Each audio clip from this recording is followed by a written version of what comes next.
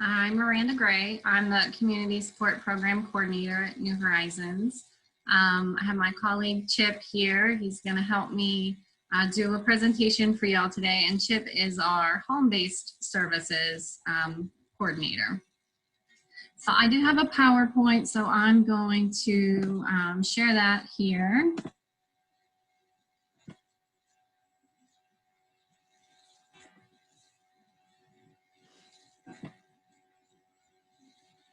Okay.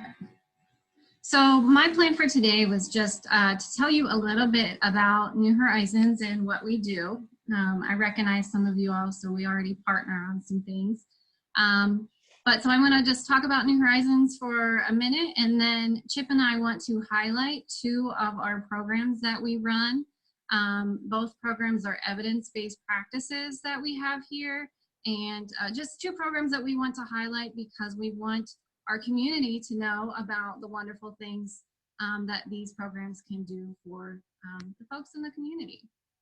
So just a little background on New Horizons, and just to highlight our mission statement. Our mission is to improve the health and well-being of individuals, families, and our community through the provision of accessible, evidence-based, comprehensive mental health care and the creation of effective community partnerships. So those are two things that Chip and I do. We're out there in the community developing relationships and developing programs that are evidence-based. So New Horizons, we've been around since 1971. We have served thousands of community residents since that time, of all ages, with all types of mental health and substance abuse issues. And we have a long history of commitment to the health and well-being of our communities. We have partnerships. I just wanted to point this out with Fairfield County Autumn Board, Ohio Department of Mental Health and Addiction Services, as well as the United Way. And those are some of our funders that help us provide a variety of mental health services to our community. So we have several locations, and I just wanted to point this out too because we are a growing mental health agency. So we have our walk-in crisis clinic over at Collins Road. That's the one that can be seen from 33 right across from the Meyer gas station. We do walk-ins there, so if anyone is in a crisis or wants to become a client of New Horizons, they can walk into that clinic at any day, Monday through Friday, between 9 and 2, and immediately get access to services. We have our substance use medication assisted treatment clinic over on Call Road. We have another clinic over at Call Road where we do our psychiatry and counseling services. We have a location in Pickerington, and most of our administration is over here where I'm at today, where Chip is at today on Columbus Street. And that's also where some of our community-based staff are at times. So we offer a wide variety of services. We have psychiatry or medication management. We do outpatient counseling, so people can come into the office to get counseling, although right now we're doing most of our services via telehealth. We have case management for adults. We have case management for kids. We have in-home therapy services for families and for seniors. We have school-based services, so we have clinicians that are embedded into the various schools in Fairfield County and some in Franklin County. We have a supported employment program. We have substance use services, we have jail services, and we have crisis services. So as I mentioned, we wanted to talk about some of our evidence-based practices. So I just wanted to talk a little bit about what that means. So we offer numerous programs that are evidence-based, and that means that evidence-based practice is applying or translating research findings in our daily patient care practices in clinical decision-making. So in other words, evidence-based practices have been researched and they're proven effective. So some of our programs include our Signs of Suicide program that we do in our schools, the First Episode Psychosis program that we have, our supported employment, intensive home-based therapy, and one I forgot to list here was our medication-assisted treatment program. So I'm going to turn it over to Chip. He's going to talk about one of his programs.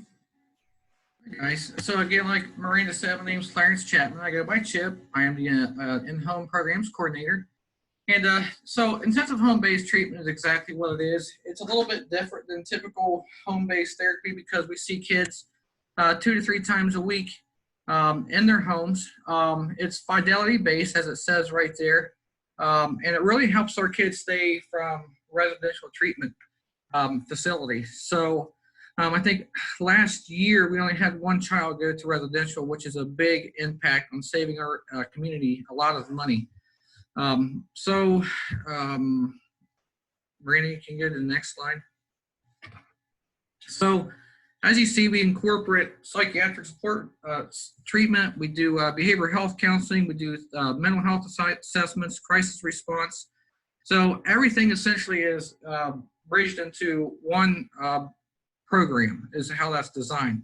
So when we see the kids, we instantly do an assessment and decide what type of other services they need. But most of the time we just stick with just visiting our kids in the homes with the family. So it's a great opportunity for them for us to all work together as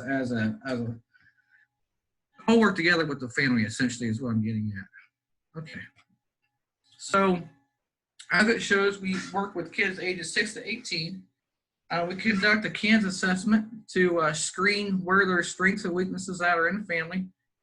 They cannot have intensive home-based therapy before.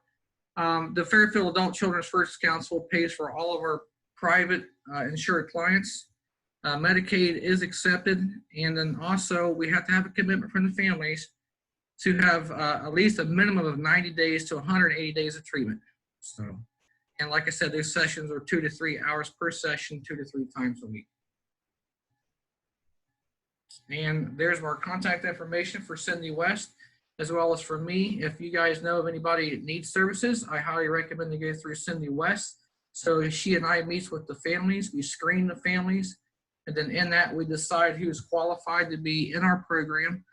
And basically turnaround time, usually when families put in their request, typically it's about a week or 2 or less that we reach out to them. And currently we have 3 clinicians that we serve about 5 to 7 families per clinician, and we are packed. And so there are a lot of families out there that are looking for a lot of help. So again, if you guys know of anybody that needs intensive home-based services, please, and they can contact me directly as well. So, but if they're private insurance, they have to go through Cindy West because they pay for everything. And like I said, we can take some Medicaid clients as well. And that's all I got. So before I move on to the other program that we wanted to highlight, does anyone have questions for Chip? Okay.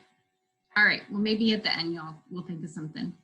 So the other program that I wanted to talk about that's evidence-based that we have here is our supported employment program. And our supported employment program, we use an evidence-based model of individual placement and support. So basically what that means is that the service is very individualized to whatever the client needs or whatever their employment goals are. It's where one employment specialist carries out a wide variety of support to the individual. So they take an individual through the whole vocational process, from applying for jobs to job coaching, you know, the whole process of the vocational process. It emphasizes that work is not a result of treatment and recovery, but integral to both. So research shows that 60 to 70% of people with a severe mental illness want to work. But sometimes it's, you know, a generational thing. They've been told that they can't work. Maybe they collect Social Security, and so they think that they can't work, or they don't want to lose their benefits, so they think they can only make a certain amount. So this program really helps individuals with that mindset. Kind of, you know, the stigma that is involved in this is, let's see, we're breaking the stigma. I was trying to figure out what I was trying to say there. So the supported employment IPS model, the things that we see that increases with this model is it increases the employment in competitive jobs. It increases the number of hours worked for an individual, and it increases the amount of income earned in competitive jobs. Supported employment decreases unemployment, dependence upon public systems of care. It decreases symptoms of mental illness. We see a decrease in hospitalizations, and again, the decrease in the stigma in the community about mental illness. So the core principles of this program are kind of like the foundation of the program and how we run this program with individuals that we serve.